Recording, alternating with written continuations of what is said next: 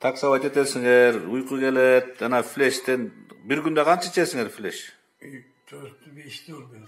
4-5'ten bolup ketет кээде көп болгондо. А так 1-2 уже чай içкенде içip коесуңар. Күнүнө эле. Алыс жолго чыкканда экини сөз жанына саласың, экини үчтү. Анасы 2 бөлөк иштебей. Мындай тасма интернетте тараганы менен расмий статистика жок. Маалымат жогорку кеңештеги энергетикалык суусундуктарга тыюу салуу тууралуу мыйзамды талкуулоо учурунда айтылды. Саламаттыкты сактоо министринин орун басары Бөбөжан Арыкбаева Кыргызстанда бул багытта расмий статистика жок экенин, бирок энергетикалык суусундуктун терс таасири тууралуу илимий далилдер бар экенин айтты. Почка иштебей деп, мына азыр отуруп алып өкүнүп аткандагысы мына каякта флеш түшчү элем деп. Мурда айтчу эле ушуну флештен жаман бөлөккө жардам неме берет деп. Элдер айтып калчу да.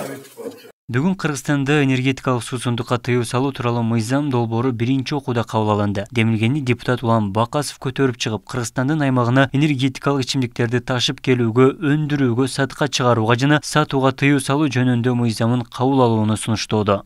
Пайдаланганда өтө кооптуу болушу мүмкүн. Тауыр менен кофеиндин оор дозалары жүрөктүн олуттуу көйгөйлөрүнө алып келет. Ошондой эле анын көмүр кычкыл газы жана кант менен айкалышы ашказан жана боор үчүн коркунучтуу. Ал тургай энергияны сейрек колдонуу аритмияга жана башка көйгөйлөргө алып келиши мүмкүн. Өзгөчө бул жүрөк кан тамыр системасынын оорулары менен ооруган адамдар үчүн тиешелүү болуп саналат.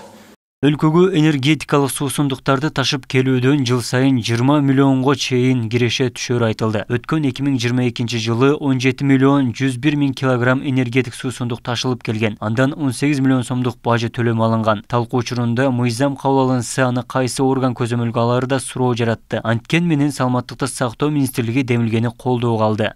Билбейм, же ошо энергетик суусундукту дагы бир нерсе менен аралаштырып ичтиби же билбейм, бирок именно ошо жүрөккө таасир бергени бул аныкталган да.